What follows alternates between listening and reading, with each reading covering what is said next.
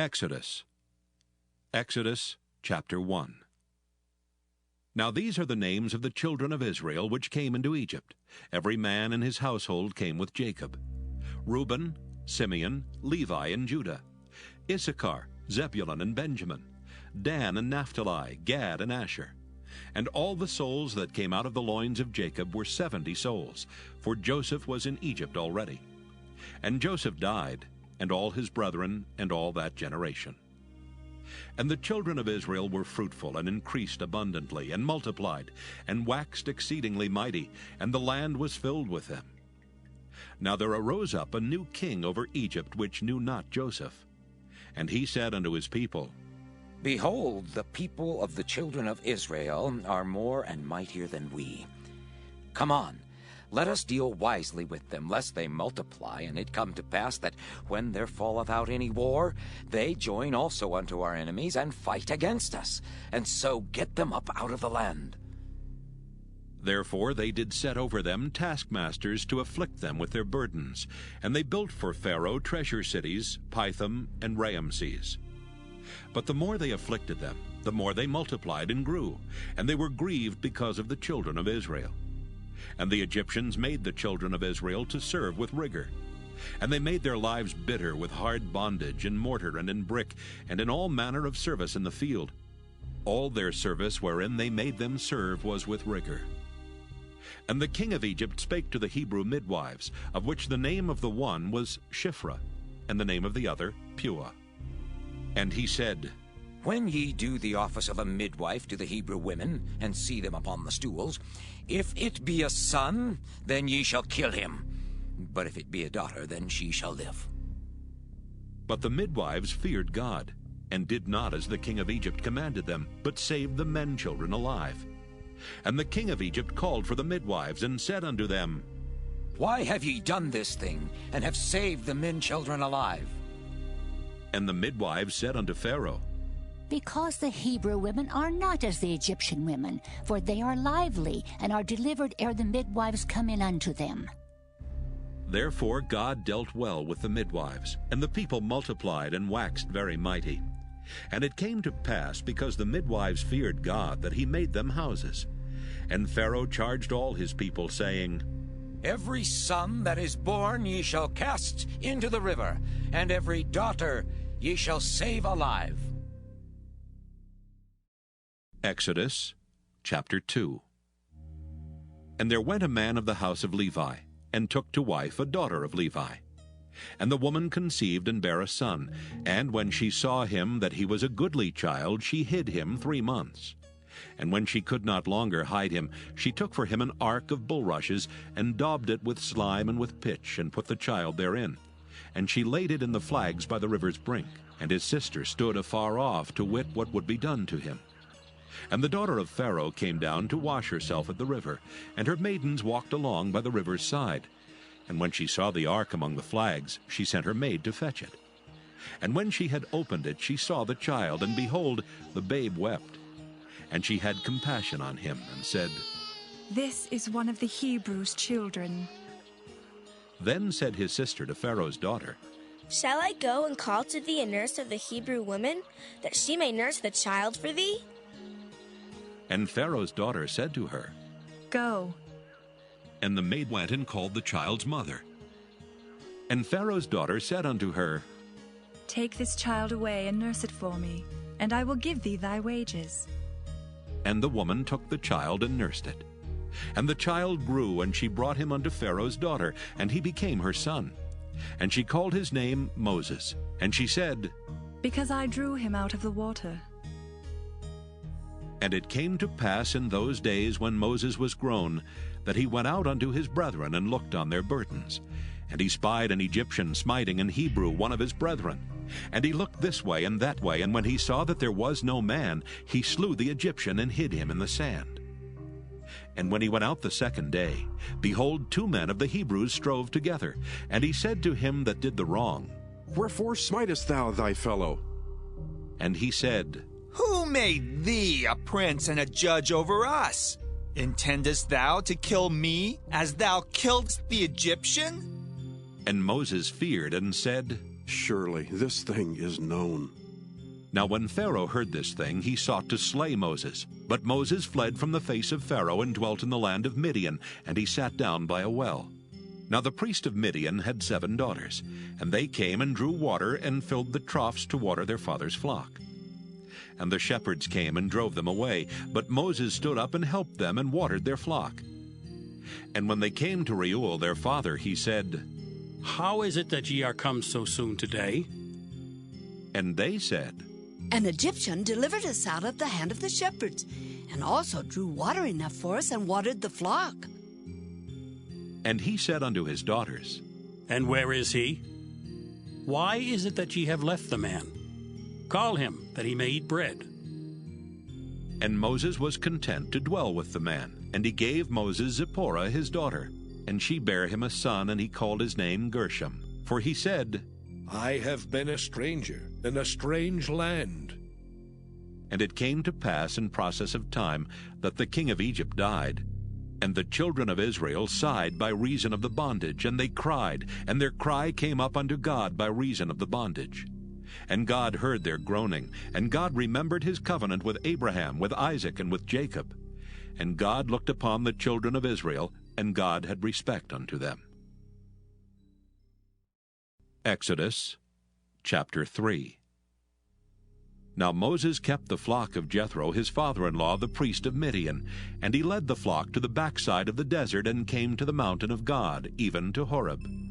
And the angel of the Lord appeared unto him in a flame of fire out of the midst of a bush. And he looked, and behold, the bush burned with fire, and the bush was not consumed. And Moses said, I will now turn aside and see this great sight, why the bush is not burnt. And when the Lord saw that he turned aside to see, God called unto him out of the midst of the bush, and said, Moses, Moses. And he said, Here am I. And he said, Draw not nigh hither.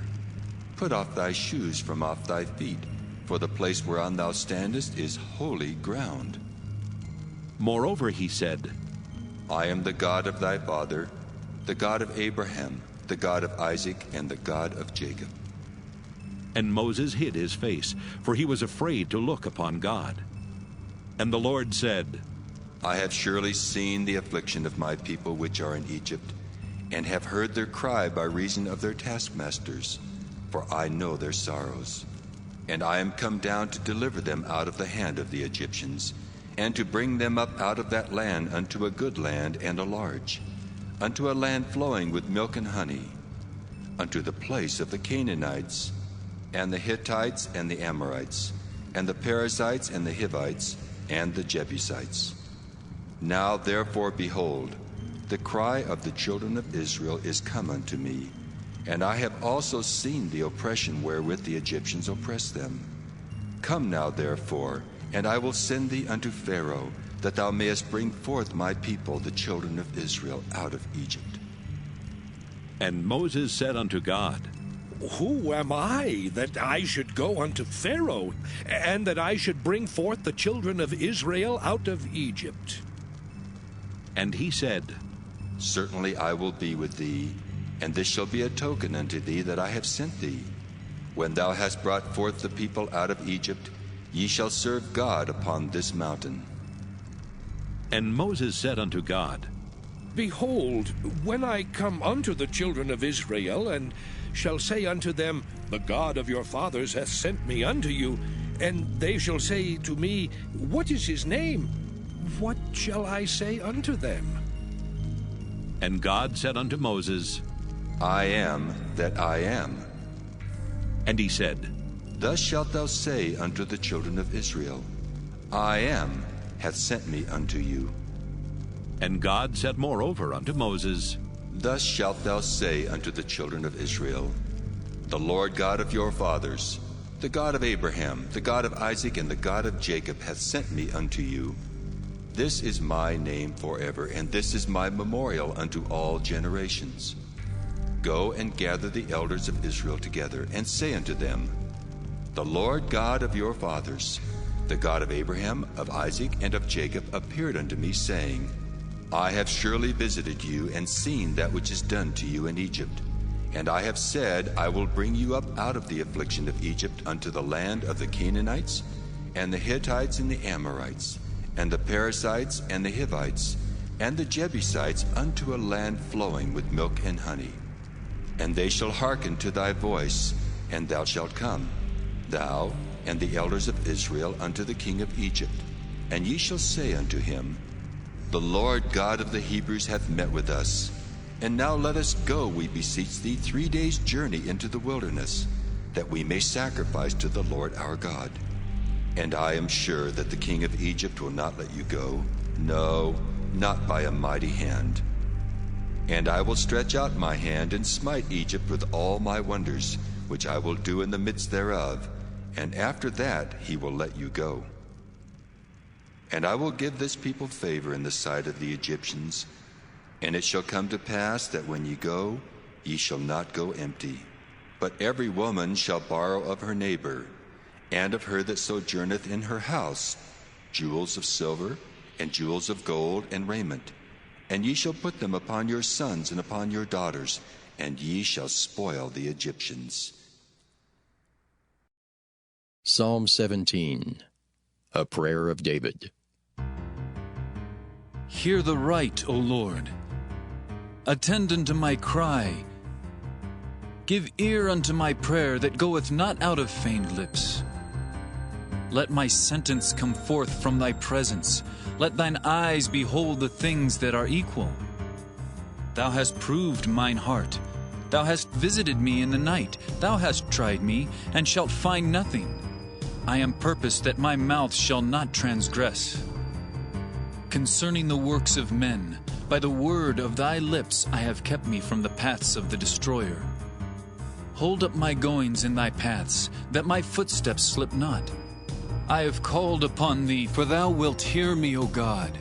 Incline thine ear unto me, and hear my speech. Show thy marvelous loving kindness, O thou that savest by thy right hand them which put their trust in thee, from those that rise up against them. Keep me as the apple of the eye.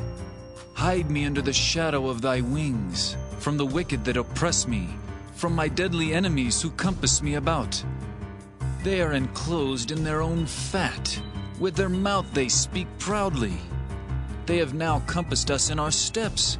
They have set their eyes bowing down to the earth, like as a lion that is greedy of his prey, and as it were a young lion lurking in secret places. Arise, O Lord, disappoint him, cast him down.